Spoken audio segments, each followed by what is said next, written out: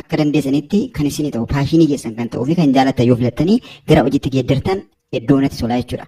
Sababiin isaa amma jeejii gochuu yookiin immoo murteessoo otoo hin taane amma reekoomandi gochuudha. Kan isin kan ofii keessaa filattu. Har'a fakkeenyaaf iskiilii 5 isin jireenya keessatti ittiin geeddarachuu dandeessan iskiilii hedduu murteessaa fi keessumaa yeroo ammaa yeroo teekinooloojii kanatti bu'aa buusuu danda'an shanan isiniif qooda. Shanan kana keessaa immoo kan isinitti toluu fi paashinii keessan kan ta'e waan isin itti tolu barachuu waan barbaadan akka dandeettii fi fedhiif jaalala keessanitti dhiira taatanii shamarran taatanii isin immoo filattanii gara waan sana qo'achuu fi gara iskilii sana divilooppii godhachuutti deemtu jechuudha.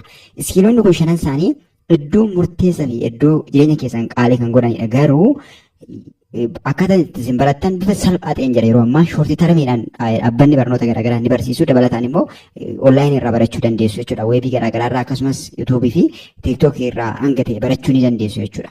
Isa immoo eessaa barannaa liinkii gaggaarii barachuun nu gargaaru eessaa arganna yoo jettanii misiniifan qooda.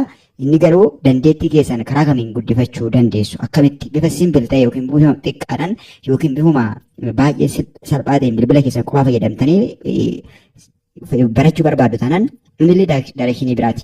Yookiin immoo PC garaagaraa yookiin deeskitooppii yookiin laaptooppii qabdu taanaan isa fayyadamtanii iskilicha kana barachuu barbaadu taanaan innillee isteeppii biraati jechuudha. Tokko miti lachan isaaniiyyuu.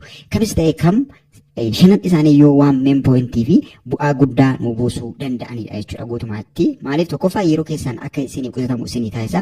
Yeroo keenyatti fayyadamuu dandeenya taanaan ikoonoomikaalii biizinasiin wanti gadi deemuuf takka illee hin jiru jechuudha. Inni jalqabaa fi hunda dursa yeroo ammaa kana dhaabbanni garaagaraa fi wantoonni hedduun dhaabbanni hedduun barbaadanii fi beeksisaa yeroo hunda irra deddeebi'ee bahu ofii keenyaallee iskilii sana yoo qabaanne ofuma keenya kontentii ofii keenyaa uumne ittiin jireenya keenya geeddaruu dandeenyu. Inni jalqaba irratti argamu viidiyoo editingidha. Viidiyoo editingiin iskilii baay'ee salphaadha.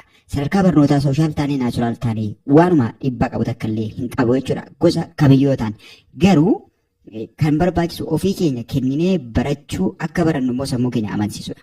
Baay'ee salphaadha. Firiidhaan viidiyoo garaagaraa bakka adda addaatti argannaa yookiin immoo maallaqa muraasa investi goone sa'aatii paartii taayimii qabnu shoortii tarmii barachuu dandeenya. Shoortii tarmii barachuu dandeenya jechuudha. Dhaabbata barnoota garaagaraa barsiisurraa yookiin immoo namoota seminarii adda addaa yookiin immoo kolleejii adda addaa keessatti shoortii tarmiidhaan yeroo muraasaaf kennamaa garuu waan faayidaa qabu hin fakkaatu. 100% guutummaatti faayidaa guddaa qaba. Namoota hedduu jireenya isaanii fooyyesseera jechuudha. Hanqina rakkina karaa maallaqaa isaan mudaturraa akka isaan walaba ta'an taasiseera jechuudha iskiliin kuni. Kanaaf viidiyoo editingiin isa jalqabarra jirudha. Isa yuutuubota garaagaraatu jira, chaanaalota garaagaraatu jira, akkasumas weebsaayitiiwwan garaagaraa firiidhaan irraa barattanii dabalataan saartifikeettii iyyuu argatantu jira. Garuu xiyyeeffannaan keessan saartifikeettira ta'uun isin hin jiraatu. Xiyyeeffannaan keessan iskiliidha. Iskiliin divilooppii ta'e taanaan iskiliin sun saartifikeettii nuti argannu caala jireenya keenyaaf bu'aa guddaa qaba. Namoonni hedduun kan barbaadan iskilii keenyadha jechuudha. Iskilii keenya akka nuti waan sana hojjennudha. Namni kamiyyuu barachuu ni danda'a. Limiteeshinii hin qabu. Dhiira ta'ee shamarran ta'e yookiin immoo hojjetaa ta'ee nama yeroo firii qabu ta'e waan tokko rakkoo kan qabu miti bakka barbaanne teenyee hojjechuu dandeenya jechuudha. Kanaaf hedduu murteessaa fi faayidaa guddaa kan qabu waan ta'eef isa kana inni jalqaba irratti isiniif godhu. Inni lammaffaan onlaayin tireeningii yookiin immoo tireenara onlaayiniidhaan tireeningii adda addaa onlaayiniidhaan kallattii adda addaatiin sooshaal miidiyaa garaagaraa fayyadamnee tiiktook haa ta'u yuutuub haa ta'u akkasumas zuumii haa ta'u waatsaappii haa ta'u teelegiraamii haa ta'u karaa kamiiniyyuu onlaayin tireeningii goona taanaan onlaayin tireeningii taasisna taanaan yookiin immoo dandeettii onlaayin tireeningii gochuu ni qabna taanaan dhaabbanni garaagaraallee nu barbaada nullee waan dandeenyu irraa kaanee gara dhaabbata guddaa tokko biildi gochuutti deemuu dandeenya jechuudha. Kanaaf onlaayin tireeningiinis faayidaa guddaa qaba jechuudha. Namoota tireen gochuu barsiisuu waan dandeenyu waan keessa keenya jiru iskiilii ofii keenyaa qabnu ogummaa ofii keenyaa qabnu kan ittiin barannee pirofeeshinaal taanes haa ta'u kan kennaa uumamaan qabnus haa ta'u gabbifannee karaa onlaayiniitiin barnoota ni kenna taanaan kunis 100% akka nuti inkaamii dabalataa argannuu fi madda galii sirrii ta'ee fi walirraa hin cinne akka nuti argannu nu taasisaa jechuudha.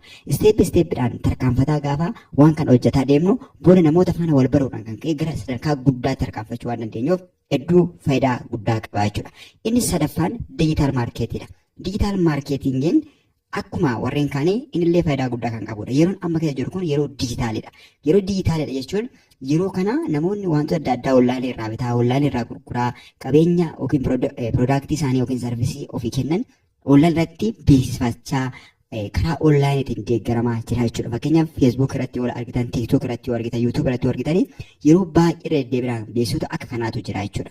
Beeksisa kana hundi isaanii walitti qabatee beeksisoonni akka kanaa wal qabatan wantoonni onlaayinii irraa wal qabatan onlaayinii irratti bitamanii gurguraman kuni diijitaal maarkeetingii jedhamu. Bifa diijitaalitiin kan bitanii gurguraman gabaa diijitaalawaa jechuudha. Gabaa diijitaalaa jechuun halkan ta'e guyyaa sa'aatii kamiyyuu bakka barbaadde teessee magaalaa ta'e baadiyyaa teessee waan kana kontiroolii gochuu kan dandeessu bituu gurguruu fi bu'aa keessaa argachuu kan dandeenyudha jechuudha. Inni ogummaa barbaada, nama ogummaa diijitaal maarkeetingii qabu barbaada jechuudha. Yoo ogummaa diijitaal maarkeetingii qabda taate ati ofii kee qofa osoo hin taane namoonni sarvisii garaagaraa fi piroodaaktii garaagaraa qaban akka ati ogummaa kee fayyadamtee isaanii gurgurtee galii guddaa isaaniif argamsiistu waan barbaadaniif akka gaariitti ofitti si fudhatu jechuudha.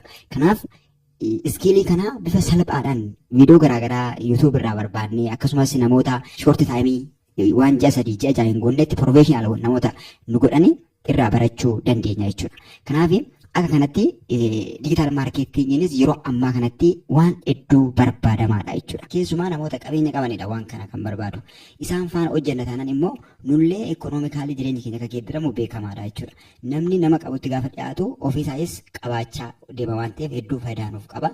Kana garuu gadi teenya qo'achuu qabna jechuudha. Weebsaayitii garaagaraa fi dhaabbata garaagaraa kanarratti leenjii kennan namoota kanarratti muuxannoo qaban illee haasofsiisuudhaan ogummaa isaa guddifachaa deemutu nurra jira jechuudha. Inni kun diijitaal maarkeetingii jedhama jechuudha. Yeroo ammaa wanti ol ka'ee yookiin akka gaariitti barbaadamaa ta'e inni arfaffaan giraafiksii diizaayiniidha.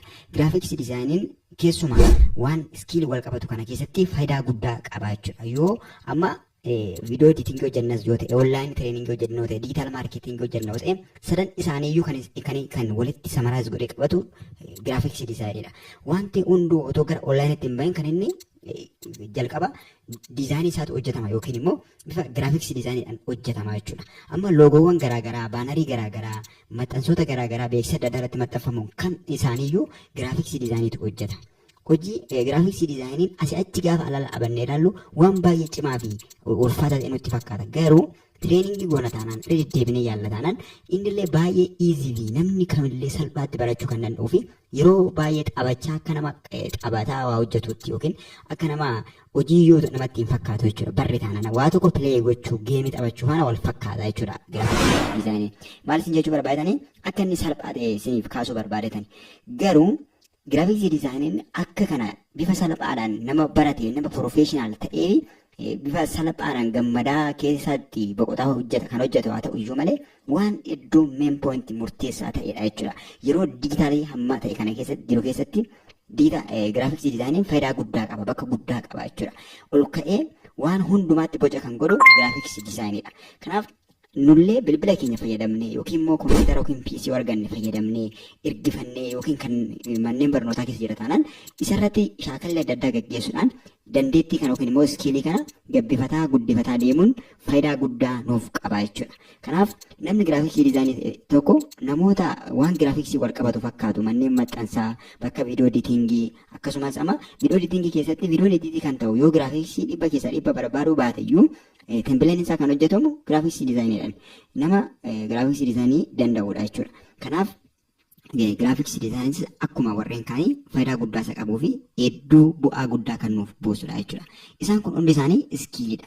Kana gaafa jedhu tiyoorii yookiin kan dookumantii isin argatta yookiin sartifaayit isin taata osoo hin taane iskiilii ittiin isin iskiilii jechuun biyya kamiyyuu dhandhee lafa kamiyyuu teenyee sa'aatii barbaannetti hojjennee ittiin maallaqa argachuu kan dandeenyudha jechuudha. Inni shanaf aappii diivilooppii gochuu yookiin immoo weebii yookiin weebsaayitii diivilooppii gochuu jechuudha. Weebsaayitiin baay'ee diippii yookiin immoo gadi fagoodha. Kana jechuun wantoonni garaagaraa qaba jechuudha. Gosa garaagaraa qaba. Firoontiin jira, baakiin jira, wantoota adda addaatu jira jechuudha. Garuu akkuma waliigalaatti weebii diivilooppii gochuu yookiin immoo appilikeeshinii diivilooppii gochuu namni danda'u iskiilii kana namni qabu namni kamiyyuu isa ni barbaada. Sababiin isaa yeroo ammaa kana dhaabbanni garaagaraa kan barbaadu appilikeeshinii adda addaa diivilooppii godhachuu barbaada. Appilikeeshinii ofii isaatii qaba dhaabbanni baay'een. Fakkeenyaaf baankilee jira yoo ilaaltani appilikeeshinii lama kana ofii isaanii lama sadii qabu jechuudha. Isaan hundi isaanii of keessaa baankiin kamillee of keessaa giraafiksii web divelopperii hin qaba jechuudha. Sababiin isaa weebsaayitii irratti akkasumas appilikeeshinii isaa wal qabatu kan hojjetuuf ni qaba. Inni hin qabne illee gatii guddaa kan falee hojjechiisa. Gatii baay'ee guddaa ta'e kan falee hojjechiisa jechuudha. Akkuma warreen kaanii web divelopperii taanaan iddoo barbaadamaa fi nama yeroo kamittiyuu isarratti xiyyeeffachuutu nurratti jiraata jechuudha. Kun iskiilidha. Amma weebii tokko divelop gochuu dandeessa taanaan dandeettii weebii divelop gochuu qabda taanaan ati ofii keetii weebii ofii keetii divelop gootee ofii keef karaa sanaan galii argachuu ni dandeessa yookiin immoo namoota birootiif divelop gootee namoota birootti gurgurachuudhaan maallaqa hedduu argachuu dandeenya. Dhaabbata biraa keessa gallee immoo dandeettii kanaan yookiin immoo iskiilii kanaan maallaqa guddaa argachuu dandeenya jechuudha. Walumaa galatti iskiliiwwan shanan isaaniiyyuu bu'aa guddaa nuuf buusu nuti irratti xiyyeeffannee hojjenna taanaan jechuudha. Kanaaf kam isinitti tolu ofii keessa keessan kan jiru ofii keessanii kan isin gammachiisu shanan kana keessa tokko filattanii kan isinitti xiyyeeffachuu qabdan jechuudha.